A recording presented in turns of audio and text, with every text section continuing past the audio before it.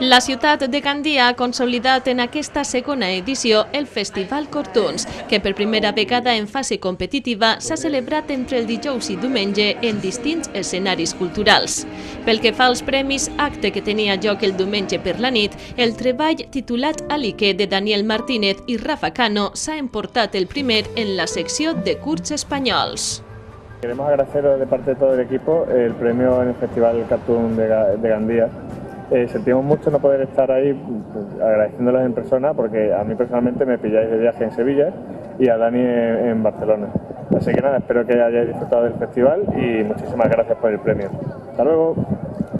La millor obra internacional amb una duració d'una 4 minuts fou Per a Ossa, de Mario Imbrogno. El millor internacional d'entre 4 a 20 minuts va recaure en Revelation, The City of Haze, de Mauki Chao. La millor obra presentada per escoles d'animació fou Per a The Dean David, de Michel Yi i Jaron Frascà. El millor curtmetratge europeu fou In a Cage, de Loic Bruguer, i la menció especial Cortuns a curts realitzats per joves fou Per a Segundito, de Roberto Valle, premi lliurat per l'alcaldessa Diana Morant. Aquesta ha sigut una edició de rècord, ja que al concurs s'havien presentat 1.120 curts de 81 països diferents, entre els que el jurat va haver de seleccionar 90 treballs. Centenars de persones han acudit durant els 3 dies a presenciar una part del millor cinema d'animació.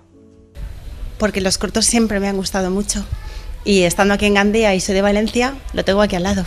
Bueno, yo estudio comunicación audiovisual en el campus de Gandía, en la Universidad Politécnica de Valencia, y la verdad es que particularmente soy una aficionada de la animación. Tanto normalmente suelo ver la que se suele vender en cines, que es más pues, tipo Disney, Pixar. Soy muy aficionada de Disney y Pixar en particular. Y, por ejemplo, también me gustaría en un futuro hacer stop motion. El año pasado también vine, fue la primera vez que estuvo en Gandía el festival y la verdad es que me gustó y este año pues he querido repetir.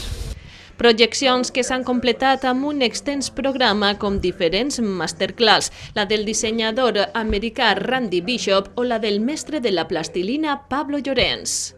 Explicar al público asistente cómo pueden hoy, cuando vuelvan a su casa, empezar a hacer películas en stop motion, los materiales mínimos, el equipo que hoy en día es muy fácil de conseguir pues con una tablet o un móvil, pues que pudieran aprender los requisitos para empezar. Pues bueno, yo llevo toda la vida haciendo stop motion, o sea, no me he dedicado a otra cosa.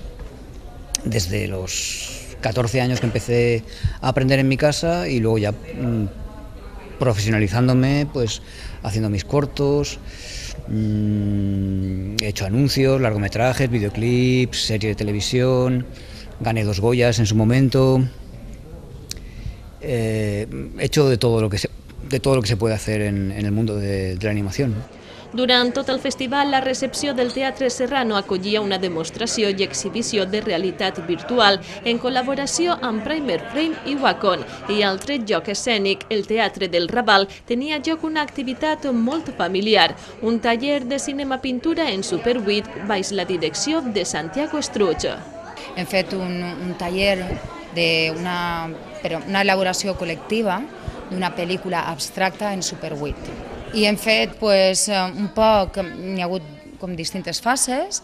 En una primera fase els hem explicat als xiquets un poc què és una pel·lícula en Super 8.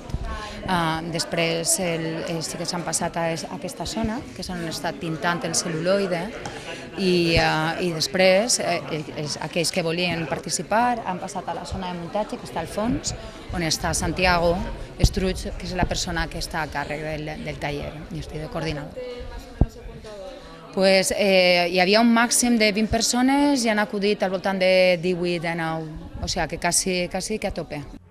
Una participació massiva i una qualitat excel·lent consolida aquest festival Cortuns en Gandia, del que ja s'espera una nova edició.